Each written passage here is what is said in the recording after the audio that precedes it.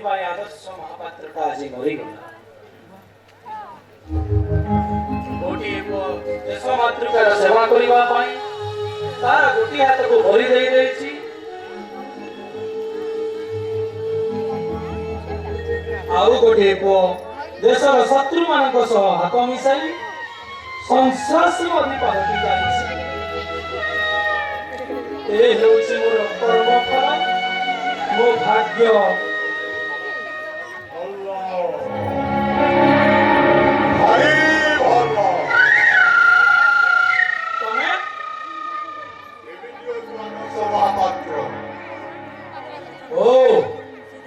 महापुरुष जे मो पुआ को देशर संस्कारवादी सजाई देछि कोन पई आसी तो कोन दरकार ओइ मतेला को आसी कोइ আজি পর্যন্ত তোমার সম্পত্তি না রেখে কেবে দেখিবাকু সাহস করি কেবে সাহস করলে সাংবাদিক से साहस मोर नुह से साहस हेउछि मो धर्मर সাংবাদিক যদি তু ভলরে বঞ্চিবাকু চাহু তাহলে আজিঠু মো নারে লেখালুকি করিবাটা বন্ধ নহলে তোমার সম্পত্তি রায় কোতে হানি কি করি আকাশ ধরে উড়েই দেব তোমার সম্প্রদায় যে আজন্ম সত্যের পূজারী असत्य को संग्रह ପାଇଁ ହାତରେ ଯେ କଲମ ଧରି ଦୁଇସାର ସତ୍ୟ को ସ୍ଲୋଗାନ ଦେବା ଶିଖିଛି ତାକୁ ତୁମେ ମରଣ ଧମକ ଦେଉଛ ଆଦର୍ଶ ମହାପାତ୍ର ଏଇଟା ସ୍ମଗଲର ମାନଙ୍କର ଅଟସ୍ଥଳୀ ନୁହଁ ଏଇଟା ହେଉଛି ସାମ୍ବାଦିକ ଆଦର୍ଶ ମହାପାତ୍ରର ଘର ସେଇଦିନ ତମ ନାଁରେ ସମ୍ବାଦପତ୍ରରେ ମୁଁ କିଛି ଅଳ୍ପ କିଛି ଲେଖିଥିଲି କିନ୍ତୁ ଏଥର କେମିତି ଫାଶୀ କଣ୍ଟାରେ ଝୁଲିବ ତାର ବ୍ୟବସ୍ଥା ମୁଁ କରିବି ଭଲ ଭାରି ଭଲ ତାହେଲେ ତୁ ମରିବୁ ସାମ୍ବାଦିକ ଏ ଦେଶବାସୀ ଏ ଦେଶର ଜନତାଙ୍କ ମଙ୍ଗଳ ପାଇଁ ଯଦି ମୋର ମୃତ୍ୟୁ ଆସେ ତାହେଲେ ମୁଁ ମରଣକୁ ପଛାଇବି ନାହିଁ ଉତ୍କଳମଣି ଗୋପବନ୍ଧୁ ସେଦିନ କହିଥିଲେ ମିଶୁ ମୋର ଦେହ ଏ ଦେଶ ମାଟିରେ ଦେଶବାସୀ ଚାଲି ଯାଆନ୍ତୁ ଦେଶର ଗୌରବ ପଥେ ଯେତେ ଗାଢ଼ ମରୁ ଦୌଡ଼ି ପରି ମୋର ମାଂସ ହାଡ଼ ଏ କବିତାର ନୀତିବାଣୀ ଏବେ ବି ମୋର ମନେ ଅଛି ଭାରି ଭଲ ବର୍ତ୍ତମାନର ସମାଜ କଣ କହୁଛି ଜାଣୁ ସାମ୍ବାଦିକ ବିଶୁ ମୋର ଭଲ ମଦ ବିଲୁ ଏଦେଶୀ ଭାଟିରେ ପୋଖ ମାଛି ସଙ୍ଗୀ ଯାଆନ୍ତୁ ପାଟିରେ ଭଲ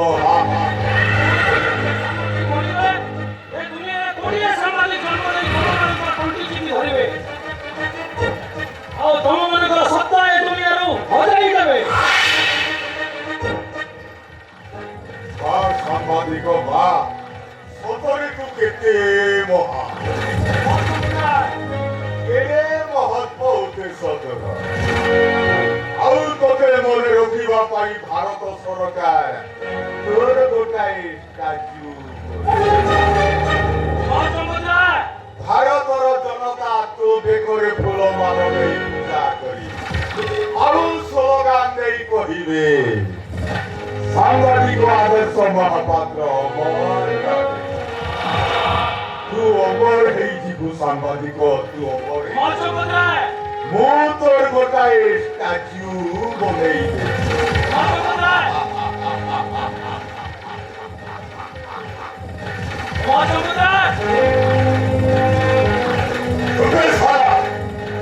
তোমার সম্পত্তি সম্মুখরে তু ভাষণ মারছি তোর সে ভাষণটাকে ମୁଁ ସବୁଦିନ ପାଇଁ ବନ୍ଦ କରିଦେବି ଆରାମ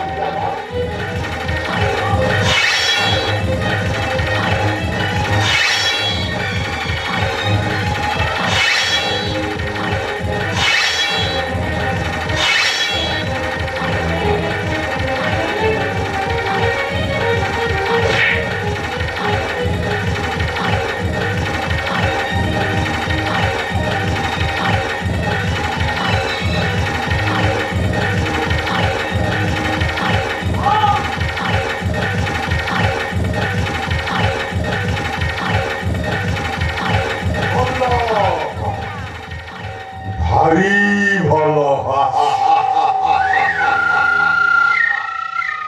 राम नाम सत्य है हरि नाम सत्य है एथर आरबारी जा संवादित आउसर संवाद पत्र रे मो नारे लेखिबु भला करी लेखिबु आउ मु कहिबी भला भारी भला आसुति संवादित Goodbye.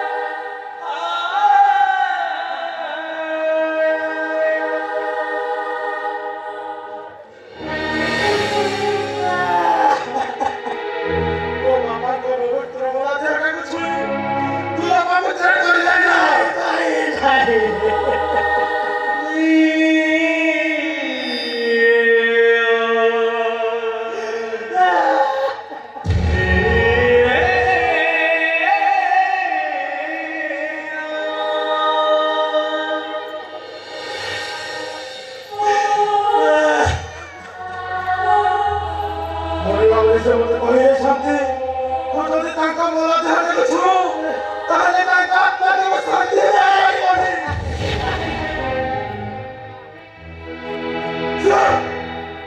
କିଏ କାହାର ଭାଇ? ତୁମ ଭାଇ ନୁହଁ, ତୁମ ଶତ୍ରୁ।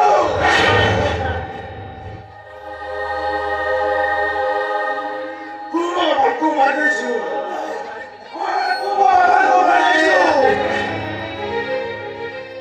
ତୁମ ଭାଇ ନୁହଁ, ତୁ ଗୋଟେ ସ୍ୱାର୍ଥପର ବେଇମାନ।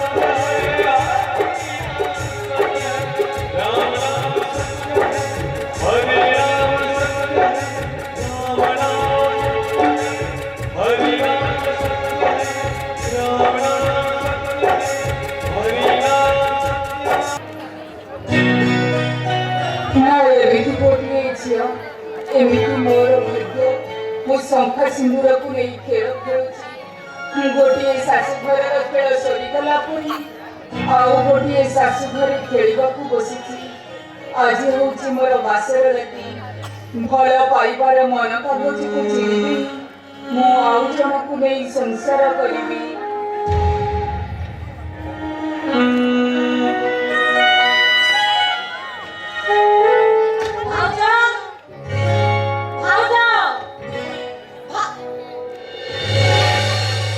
अरे भाउज तमे एठी बसी जाओ मुझे सारा घर खोजी आसीलेनी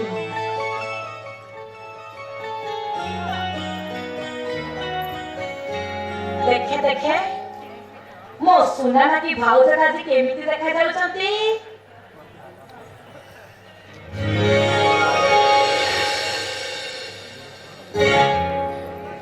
सतरे भाउज तमे ना आज भारी सुंदर देखा जाउछ जेमिति उन्हें रातिर जन्म पड़ी अरे भाउज तमको देखी ना मते भारी लोभ लागुची एठी मु जदि झियाटा ना होई पुअटे ही तांती तमको निश्चय बाई तांती तमे ना भारी दुष्ट अच्छा और तमे कौन कम की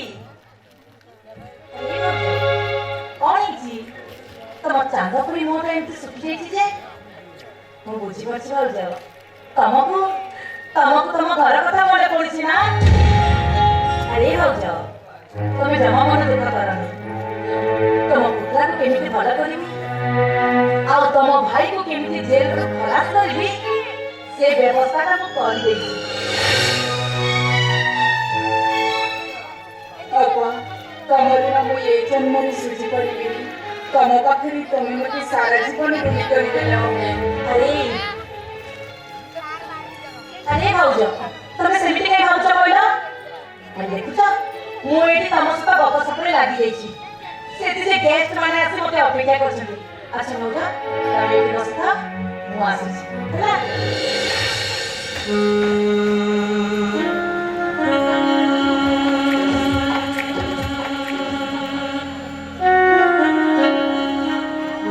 मो बुला भल ही जीव मो भाई बिना दोषरी जेल रे खलास ही जीवे हे ठाकुरे मो तमको और किछि मागुनी ठाकुरे तमे तांकु भले रे रख ठाकुरे तमे तांकु भले रे रख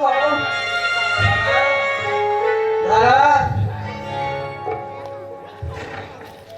सुबह जाई केउती रे तुमे हाथ नंबर उड़ाना करी नारे टुक सादा को बहुत सच्चा दादा तुम मुखर गाजा लोरी छाड़ भाइयो तुम्हें होटा मोटरो जिया तुमको वो सागो माने देखी कौन भाबिले कहलो hello Ramesh Khan how are you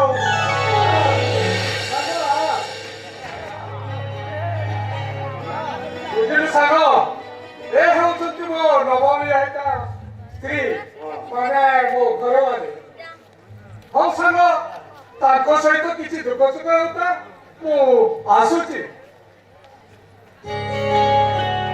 hello एक सागो टैक्सी किछि जगई मुनी हेलो तुम मते एमिति लाजा करी चुपचाप रहिला हमें गपसम हवा केमिति देखो मु अन्य केहि नुहे मु होछि प्रभातर घनिष्ठ संग मते लाजा कले चलिबो एथरा कुह टॉपिक का के प्रथम आरंभ करिवो तमे ना मु तमे आगो कुह कोन कहबी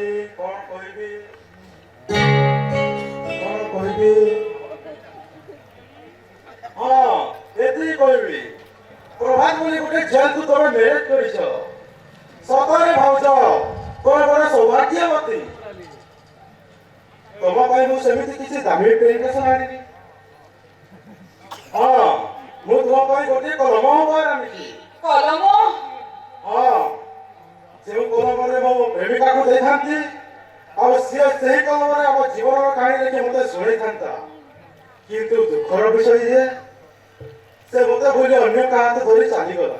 ଚାଲିଗଲି ସେଥିପାଇଁ ଏ କଲମ ମୁଁ ତୁମକୁ ଦଉଛି।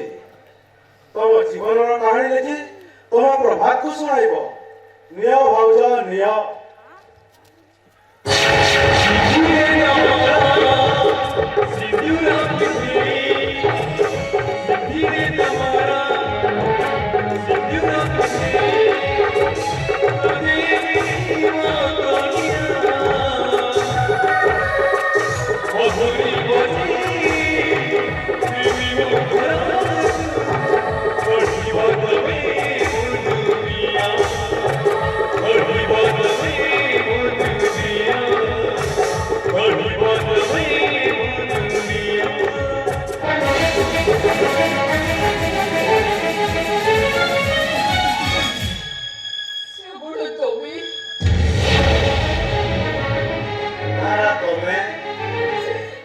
ବାପାଙ୍କ ପାଖରୁ ସବୁ କଥା ଶୁଣି ସାରିବା ପରେ ମୁଁ ଭାବୁଥିଲି ମୋ ଭୁଲର ସଂଶୋଧନ କରି ମୁଁ ତୁମକୁ ମୋ ସ୍ତ୍ରୀର ସ୍ୱୀକୃତି ଦେବି।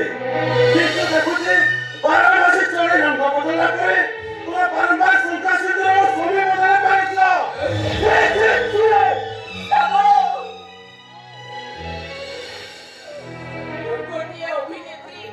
ଅଭିନୟ କରିବା ଯାର ପେଶା ସେ ଶଙ୍କା ସିନ୍ଦୁରର ମାନେ କଣ ବୁଝେ ନା।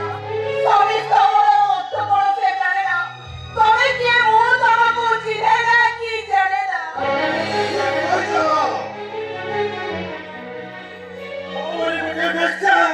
যে অনেক পুরুষের শয্যাশায়ী নারী স্নেহ কাছারি পারে সে গোটে পুরুষের পুরুষকে চিনি পারে না। କାହିଁକି ମୁଁ ଆଜି ତମକୁ ଚିହ୍ନି ପାରୁନି। କାହିଁକି ଆଜି ଏ ଦୁନିଆ ଆଖିରେ ମୋ ଗୋଟେ ବେଶ୍ୟା ଚାଲିଛି। ତମେ କେବେ ମୋତେ ବୁଝିବାକୁ ଚେଷ୍ଟା କରିନ ଶ୍ରବଣ। କିଛି ବୁଝିବା ଦରକାର ନାହିଁ। କୌଣସି ଗୋଟେ ନାରୀ ସେ ଅନେକ କାହାଣୀ ଶୁଣି ଅନେକ ପୁରୁଷମାନଙ୍କୁ କିଣି ପାରେ। କିନ୍ତୁ ଏ ଶ୍ରବଣ ମାତ୍ର ମନେ କୁହ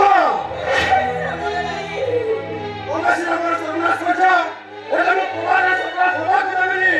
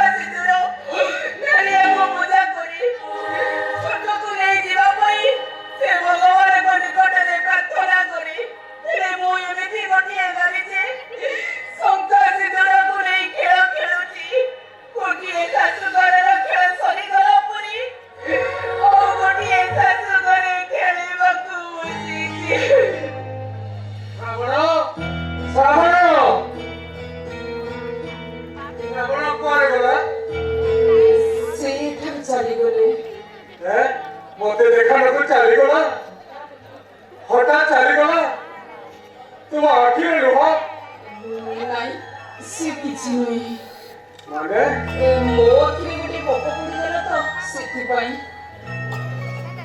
କାଇଁ ଖରା ତୁମେ ମତେ ଠକି ଦେଉଛ ଖରା। ତୁମେ ଠକି ଦେଉଛ। ଶ୍ରାବଣ ଗଲା କୁଆଡ଼େ? ସେଠାରୁ ଚାଲିଗଲେ। ମୁଁ ତାଙ୍କୁ ଚିହ୍ନେ ନା କି ଜାଣେ ନା। ତମେ ଜାଣିଛ ମୁଁ ଆଗରୁ ଶ୍ରାବଣକୁ ଭଲ ପାଉଥିଲି।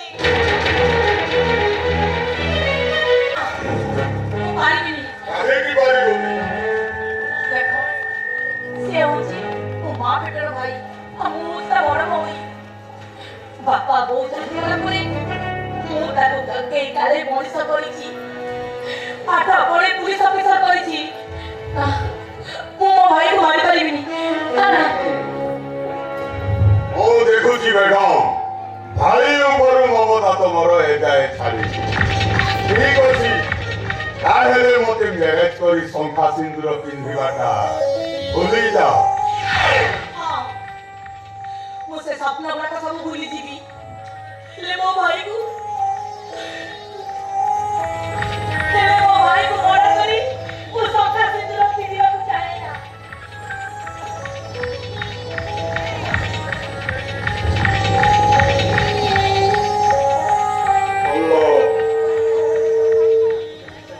ଭଲ ଭାରି ଭଲ। ମୁଁ ଦେଖୁଛି ଡଲି ମ୍ୟାଡାମ, ଭାଇ ଉପର ମମତା ତମର ଏଯାଏ ଛାଡ଼ି।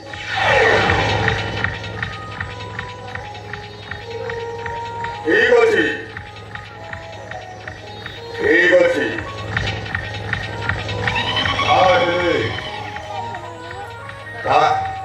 ତାହେଲେ ମୋତେ ମ୍ୟାରେଜ କରି ସଂସାର କରିବା ସ୍ୱପ୍ନକୁ ଭୁଲି ଯାଅ। ହଁ ଭୁଲିଯିବି, ମୁଁ ତମକୁ ମ୍ୟାରେଜ କରିବା କଥା ଭୁଲିଯିବି। ଆଉ ସେ ଭୁଲ ତମେ ବି କରିବାକୁ ଚେଷ୍ଟା କରିବନି। କାହିଁକି ନା ତମର ସବୁ ଗୁପ୍ତ କାରବାର ନକ୍ସାଟା ମୋ ପାଖରେ ଅଛି। ଆଉ ତମେ ଯଦି ମୋ ସହିତ ବେଇମାନି କରିବାକୁ ଚେଷ୍ଟା କର, ତାହେଲେ ମୁଁ ବି ତମ ସହିତ ବେଇମାନି କରିବା ପାଇଁ ପଛେଇବିନି। ସେ ଗୁପ୍ତ ନକ୍ସାଟା ନେଇ ମୋ ଆଇନ ହାତରେ ଦେଇଦେବି। ତାପରେ ତମର ଅବସ୍ଥା କଣ ହବ ବୁଝିପାରୁଛ ତ? ହାତୀ ଗୁଣ୍ଡରେ ଝୁଲିବ, ଏ କଥା ଯେମିତି ଭୁଲି ନ ଯାଅ।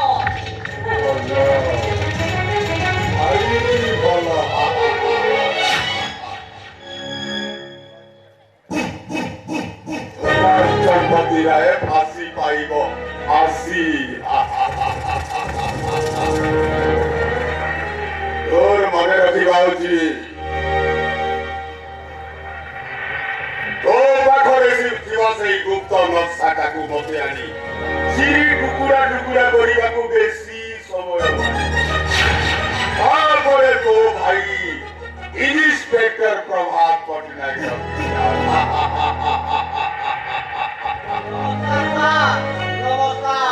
ମହାନ୍ତି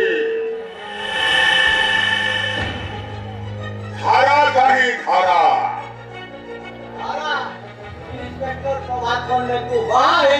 ବର୍ତ୍ତମାନ କଣ୍ଟ୍ରାକ୍ଟ ଘରର ବୋହୂ ଚାଲିଛି।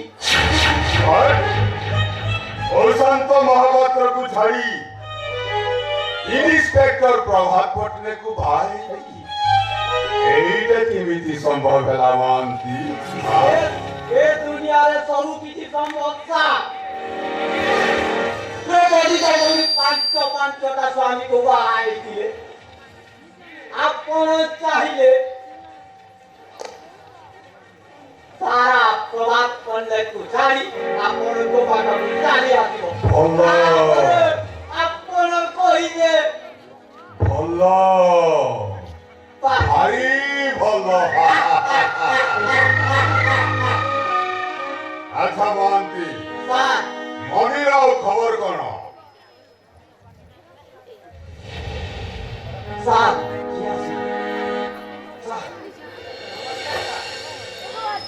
ନମସ୍କାର।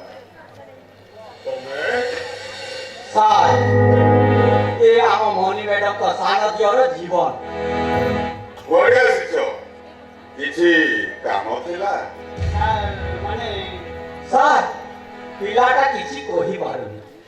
ତାଙ୍କ ଘରର ପରିସ୍ଥିତି ଯେମିତି, ଟଙ୍କା ନହେଲେ ପୁତୁରା ଡାକ୍ତରଖାନାରେ ପଡ଼ିଯିବ, ଆଉ ଟଙ୍କା ନହେଲେ ଭାଇ ଜେଲ ଆସିପାରିବ। ଆଜ୍ଞା ଟଙ୍କାଟା ଏଇନେ ତା ନିହାତି ଦରକାର। ମହାନ୍ତି, ମୁଁ ତାଙ୍କ ଘରକୁ ଯାଇଥିଲି ସାର୍, ସେ ମତେ ସବୁ ଦୁଃଖ କଥା କହିଲା। ତାକୁ ଏଠିକି ଆସିବା ପାଇଁ ମୁଁ କହିଛି। ଓହୋ, ତୁମେ ତାକୁ ଏଠିକି ଆସିବା ପାଇଁ କହିଛ? ହଁ ସାର୍।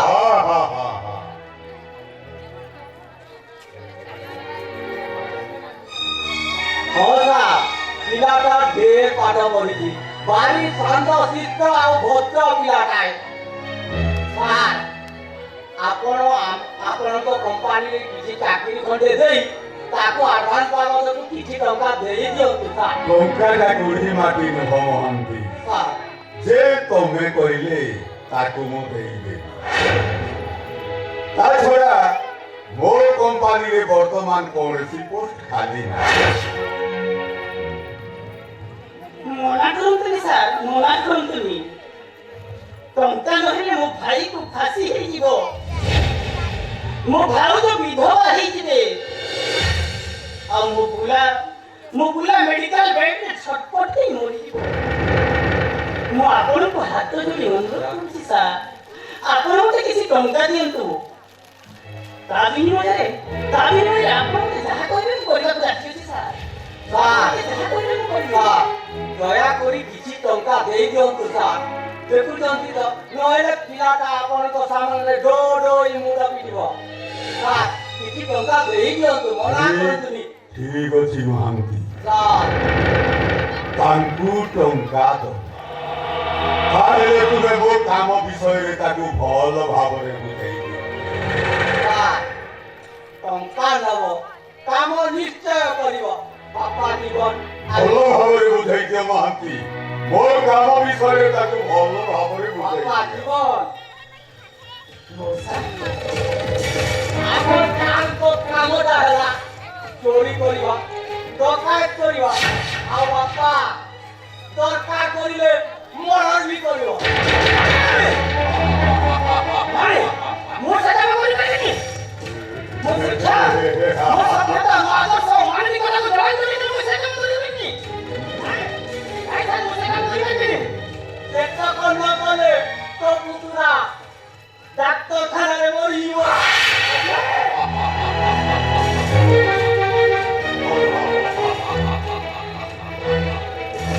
ତୋ ଭାଇ ଦୁନିଆରେ ଫାଶୀ ହେଇଯିବ। ଠିକ ଅଛି, ସେହି ଆଦର୍ଶକୁ ମୁଣ୍ଡରେ ମୁଣ୍ଡାଇ ତୋ ଭାଇ କେମିତି ଫାଶୀ ପାଇବ ଦେଖିବୁ ଯା। ନାହିଁ।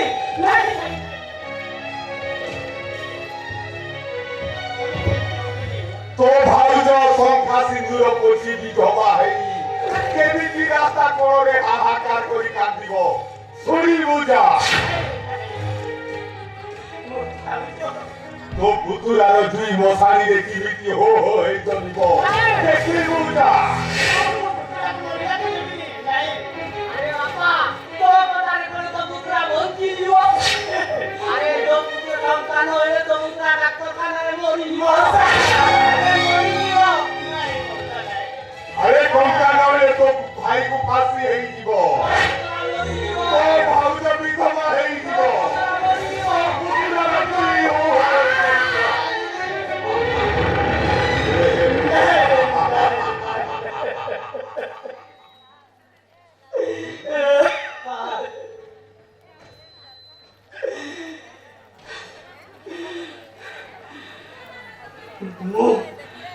ମୁଁ ଆପଣଙ୍କ କଥାରେ ରାଜି ସାର୍।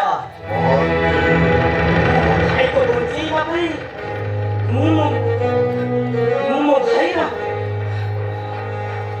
ଭାଇକୁ ଜେଲରୁ ମୁକୁଳିବା ପାଇଁ, ଆମ ବୁଲାର ଆଖି ଅପରେସନ କରିବା ପାଇଁ, ମୋ ଭାଉଜର ସୁଖ ପାଇଁ ମୁଁ ସେ କାମ କରିବି ସାର୍। ମୁଁ ଆପଣଙ୍କ କଥାରେ ରାଜି ସାର୍, ମୁଁ ଆପଣଙ୍କ କଥାରେ ରାଜି। ମହାନ୍ତି ହରମାନ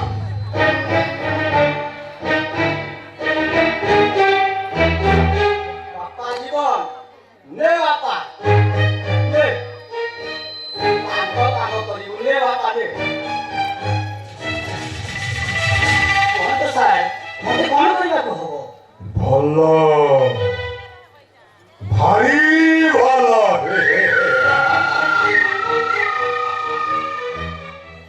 ইন্সপেক্টর প্রভাত পট্টনায়কর মাইকি নিয়ে আমাদের দরকার মাইকি। ଇନ୍ସପେକ୍ଟର ମାଇକିନେଟା ଆପଣଙ୍କ ପାଖରେ ଠିକ ସମୟରେ ପହଞ୍ଚିଯିବ ସାର୍। ମୁଁ ଆସୁଛି ସାର୍, ନମସ୍କାର।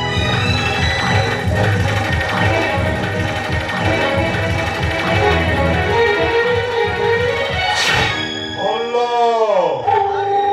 ଭାରି ଭଲ।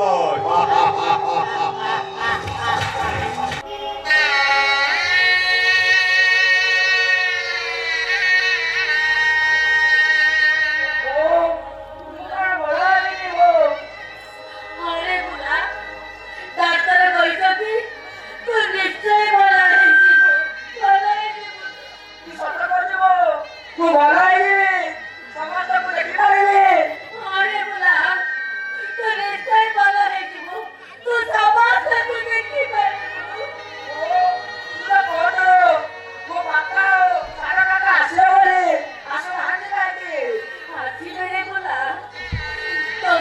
तो बापा से निश्चय ଆସିବେ ସେଥିପାଇଁ ଜବରଦସ୍ତ ଓ କଥା କଥା ଭାଇ ମନେ ପଡୁଛି ତାକୁ ଦେଖିବା ପାଇଁ ମନେ ପଡୁଛି ତୁ ତାକୁ ଡାକିବାକୁ କେତେ ଦିନ ହେଲାଣି ମୁଁ ତା ସହିତ ଲୁଡୁ ଖେଳିନି ଆଜି ମୁଁ ତା ସହିତ ଦୁଇ ଭାଜି ଲୁଡୁ ଖେଳିବି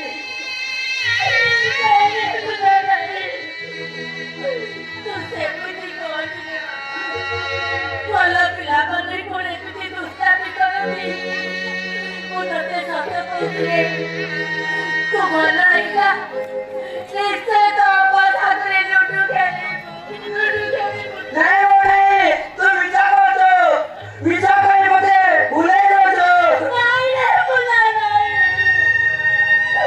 ମୁଁ ତତେ ମିଛ କହୁଛି ରେ ଧନ ମୁଁ ତତେ ମିଛ କହୁଛି ଆରେ ବୁଲା ତୋ ମା କଣ ତା ପୁଅକୁ ମିଛ କହିପାରେ ହେ ବାବୁ ମାନେ ହେ ମା ମାନେ ମୁଁ ତମ ମାନଙ୍କୁ ହାତ ଯୋଡ଼ି ଅନୁରୋଧ କରୁଛି ମୋ ବୁଲାର ଆଖି ଭଲ ହବା ପାଇଁ ଆପଣମାନେ ମୋତେ କିଛି କିଛି ସାହାଯ୍ୟ କରନ୍ତୁ ମୁଁ ଆପଣମାନଙ୍କ ପାଖରେ କାନି ପତେଇ ଭିକ ମାଗୁଛି ଆପଣମାନେ ଦୟାକରି କିଛି କିଛି ସାହାଯ୍ୟ କରନ୍ତୁ ଭଗବାନ ଆପଣଙ୍କର ମଙ୍ଗଳ କରିବେ ବାବୁ ଭଗବାନ ଆପଣମାନଙ୍କର ମଙ୍ଗଳ କରିବେ ଗରିବ ନନ୍ଦାକୁ ଦୟା କର ଭଗବାନ ଦୟା କର तुम बिना जगन्नाथ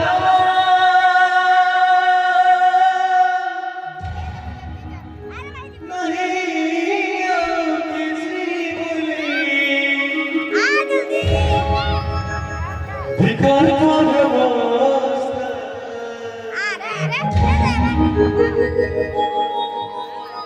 एते दुख परे बाध्य हे तुमारे करिछि मुआसा करिछि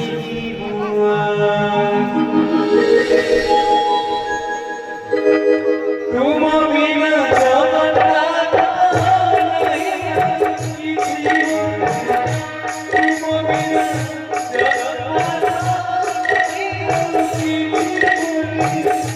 जगन्नाथ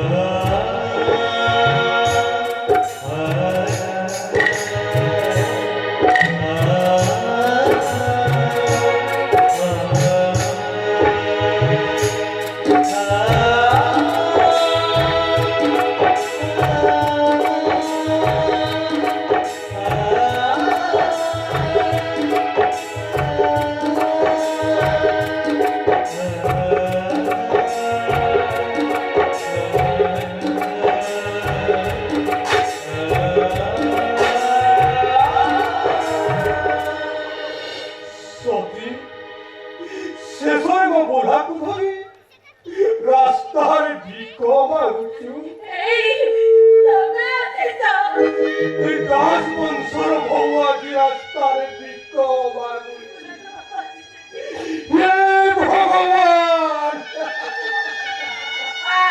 ତମେ ଆସିଛ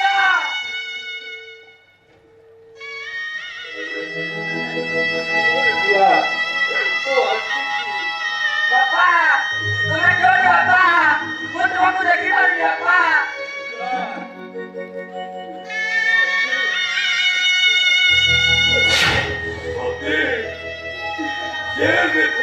जेल साहब पाखରୁ ଶୁଣିଥିଲି ମୋ ବୁଢ଼ା ଭଲ ହୋଇଯାଇଛି ହେ ମୋ ବୁଢ଼ା ବୁଲା ଭଲ ହେଇଯାଇଛି ସତ ହେଲେ ବିଷ ପ୍ରଭାବରୁ ତା ଆଖି ଦିଟା ରକ୍ତ ହେଇଯାଇଛି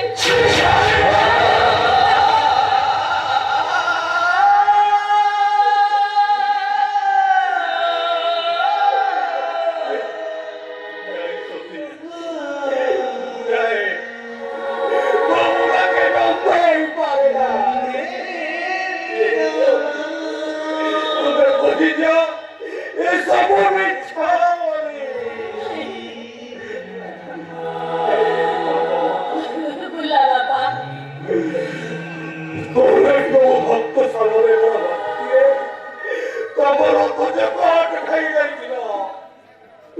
ଦ୍ରୌପଦୀର ପ୍ରାର୍ଥନାରେ ତାକୁ ସହସ୍ର ଲଜ୍ଜା ନିବାରଣ କରିଥିଲ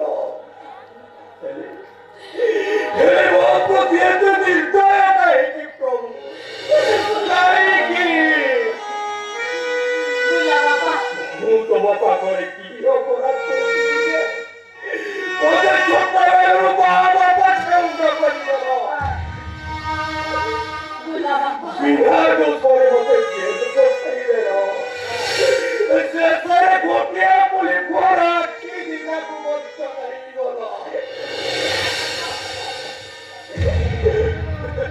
ଏ ବୁଲା ବାପା ସେ ଭଉଣୀ ଜଣକ ଯଦି ଠିକ ଟାଇମରେ ଡାକ୍ତରଙ୍କୁ ଟଙ୍କା ଦେଇନଥାନ୍ତେ ତାହେଲେ ଆଜି ତମ ବୁଲାକୁ ତମେ ଦେଖିବାକୁ ପାଇନଥାନ୍ତ କିଏ ସେ ଭଉଣୀ ମୁଁ ତାକୁ ଚିହ୍ନେନି କି ଜାଣେନି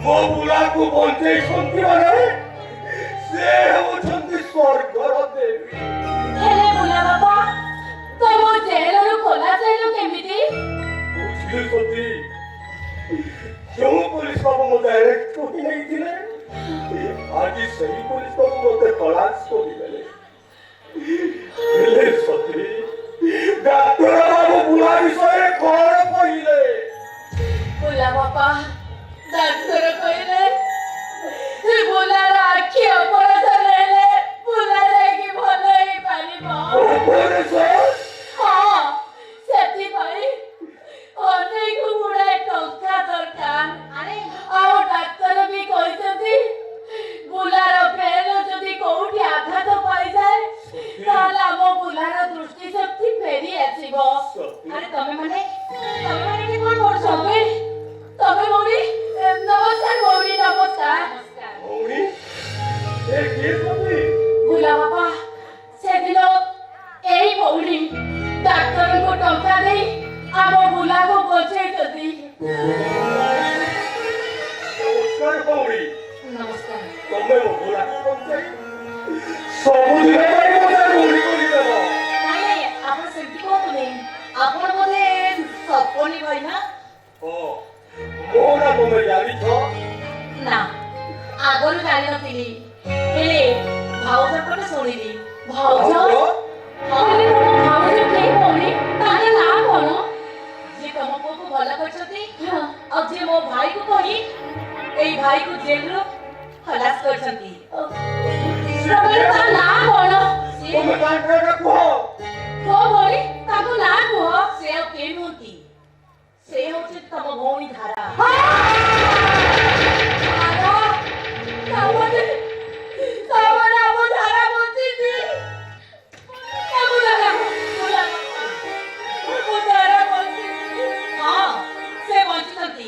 ଆଉ ବର୍ତ୍ତମାନ ସେ ପଟ୍ଟନାୟକ ବଂଶର ବୋହୂ ହୋଇଛନ୍ତି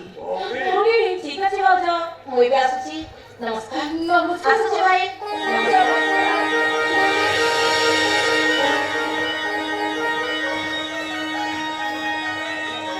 ଦେଖୁଛ ସତୀ ମୋ ଧାରା ମୋ ବୁଲାକୁ ବଞ୍ଚେଇ ଦେଲା ମୋତେ ଜେଲରେ ବି ଖଲାସ କରିଦେଲା ଯେତେ ଯାହା ହେଲେ ବି ସେ ମୋ ଭଉଣୀ ପରା ହେଲେ ଜୀବନ ମନ ମା ବାପା ଚାଲିଗଲାଠୁ ଏମାନଙ୍କ ପାଇଁ ତ ମୁଁ କିଛି କମ କରିନି ବାପା ହଉ ଛାଡ଼ କଥା ଯଦି ଏମାନଙ୍କ ସହିତ କେବେ ଦେଖା ହୁଏ ସେମାନେ ଚିହ୍ନିବେ ସ୍ୱପନି ଦାସ କିଏ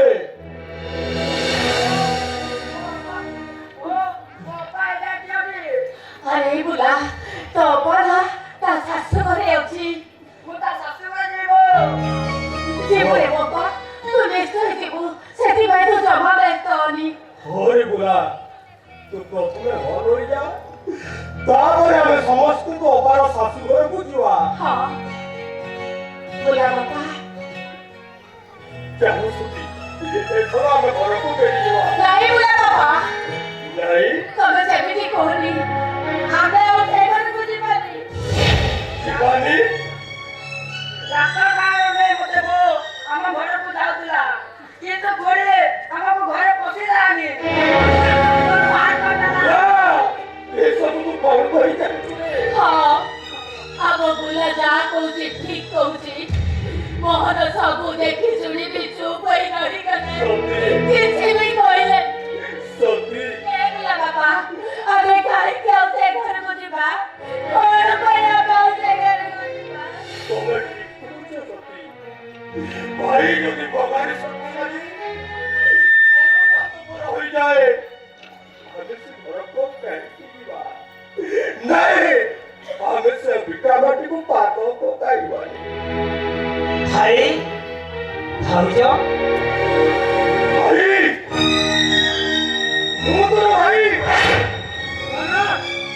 ମୁଁ କାହାର ଭାଇ ନୁହେଁ ଆରେ ମୁଁ ଜେଲରେ ଥିଲାବେଳେ ମରିକି ବଞ୍ଚିଲି ଥରୁଟିଏ ବି ଦେଖି ଯାଇପାରିଲୁନି ମୋ ବୁଢ଼ାକୁ ଔଷଧ ଟୋକାଏ ମଧ୍ୟ ଦେଇପାରୁନି ଆରେ ମୋ ବୁଢ଼ା ଅନ୍ତ ହୋଇଗଲା ଆଜି କହୁଛୁ ନା ଭାଇ ନାଇଁ ମୁଁ କାହାର ଭାଇ ନୁହଁ ଭାଇ ଆମ ବୁଲା ଅନ୍ଧ ହେଇଯାଇଛି ହରେ ଜୀବନ ଆମ ବୁଲା ଅନ୍ଧ ହେଇଯାଇଛି ବୁଲା ବୁଲା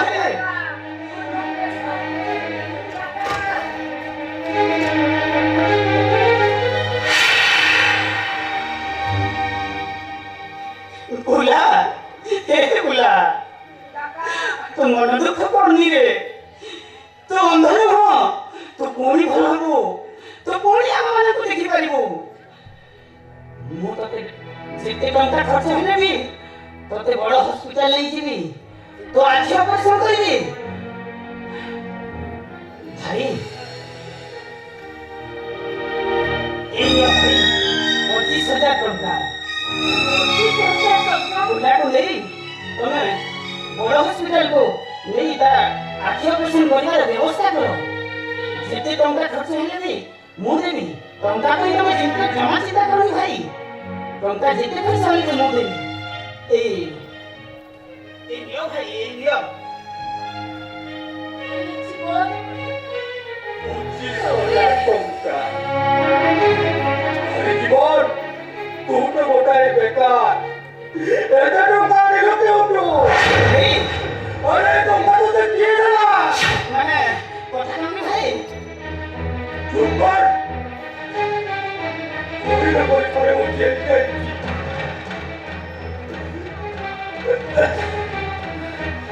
ଏଇ ବାପ ଟଙ୍କାରେ ମୁଁ ବୁଢ଼ାକୁ ଭଲ କରିବି